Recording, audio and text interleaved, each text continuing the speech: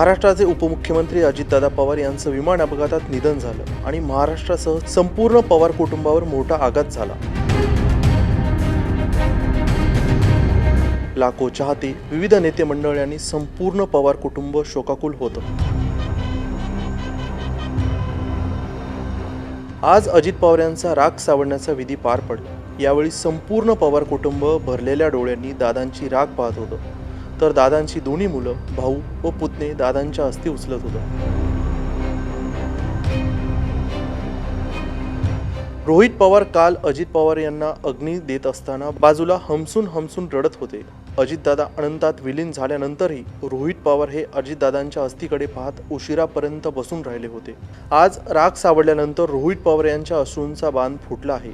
Rohit Pawar social मीडियावर आपल्या दाटलेल्या भावनांना वाट मोकळी करून लिहितात की माननीय अजितदादांना जिथं विकासरूपी फुलांची बाग फुलवली तिथंच त्यांची राग सावरण्याची वेळ येईल असं कधी स्वप्नातही आलं नाही.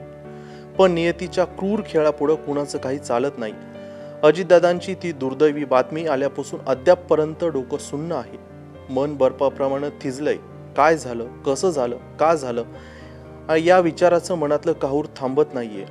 आपल्यात आत्तापर्यंत जे काही संभाषण झालं, चर्चा झाल्या, विशेषतः शेवटच्या काही दिवसांमध्ये झालेल्या भावनिक चर्चा, हे सगळं काही एखाद्या टेप रेकॉर्ड प्रमाणे सारखं कानात घुमतंय. जणू काही तुम्हीच अदृश्य स्वरूपात बोलत आहात असा भास होतोय. तुमची ती काम करण्याची शैली, प्रशासनावर पक्की मान, राजकारणावर मजबूत कमांड, परखड स्वभाव, होला हो आणि नाहीला नाही न करता जे असेल ते स्पष्ट सांगून समोरच्या व्यक्तीसोबत राजकारण न खेळण्याची पद्धत, कामाचा झपाटा, वेळेचं काटेकोर नियोजन, या सगळ्याचं आम्हाला अक्षरशः कौतुक आणि आश्चर्य वाटायचं. सत्ता असो किंवा नसो, कायम तुमचा दरारा वाटायचा. आदरयुक्त भीती वासायची. तुमचा सार्वजनिक वावर बघून तुम्हाला न भेटलेल्या अनेकांना तुम्ही फणसाप्रमाणे कठोर वाटायचात. पण तीच व्यक्ती जेव्हा तुमच्या संपर्कात यायची तेव्हा फणसातील रसाळ आणि मधुर गऱ्याप्रमाणे तुमचा स्वभाव पाहून ती तुमच्या प्रेमात पडायची.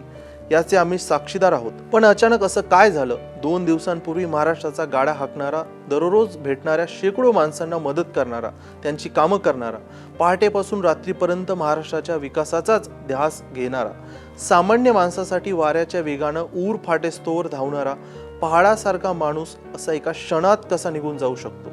या प्रश्नानं डोक्याचा भुगा झालाय. पण काही प्रश्नांची उत्तरं मिळत नसतात असं म्हणतात. पण माननीय अजितदादांच्या विकासाचा वेगच कदाचित नियतीला आवडला असावा आणि म्हणूनच अजितदादा लोकांसाठी धावत असतानाच त्याच वेगानं नियतीनं त्यांच्यावर झडप घातली असावी. या नियतीबाबतच माझी तक्रार आहे. ती कुठं करायची हे कळत नाही. पण माझा त्या नियतीला प्रश्न आहे. आमच्यासारखे लाख नेले असते तरी चाललं असतं, पण आमचा लाखांचा पोशिंदा तू का असा चोरून नेला? एका क्षणात तू लाखो जणांच्या लाखो स्वप्नांची राख का केलीस? दे ना उत्तर. अजितदादा, तुमच्याविषयी देखील माझी तक्रार आहे. 2 दिवसांपासून महाराष्ट्र अक्षरशः स्तब्ध आहे. प्रत्येकाच्या डोळ्यातल्या अश्रूंचा पूर कमी होत नाहीये. हुंदके आणि आक्रोश ऐकून काळजात चर्र होतंय. आपल्या जाण्यानं पाठीमागे दुःखाचे असे पाट वाहतील याची चिंता दादा तुम्ही का नाही केली? एरवी कुणी थोडं जरी चुकलं तर त्याला 4 चौघात झाप झापणारे तुम्ही त्या नियतीलाही त्याच जरबेच्या आवाजात का नाही खडसावलं? महाराष्ट्राची अजून कित्येक कामं बाकी असताना वेळ न घेता तू अशी आलीच कशी? दादा, तुमचा आवाज ऐकून ती नक्की घाबरली असती, पण तुम्ही तिलाही नाराज केलं नाही. मोकळ्या हातानं तिलाही माघारी पाठवलं नाही. आलेल्या प्रत्येकाचं काम करायचं हेच तर तुमचं वैशिष्ट्य होतं. पण 2 दिवसांपासून दुःखाच्या पुरात अखंड बुडालेल्या महाराष्ट्र पाहून आता त्या नियतीलाही नक्कीच पश्चाताप होत असेल. दादा, काय बोलू? आज तुमची राख जमा करत असताना वाटत होतं की फिनिक्स पक्षाप्रमाणे तुम्ही या राखेतूनही अचानक त्याच रुबाबात उभं राहाल आणि नेहमीच्या खर्चातल्या आवाजात आम्हाला म्हणाल, अरे वेड्यांनो, का अश्रू ढाळताय?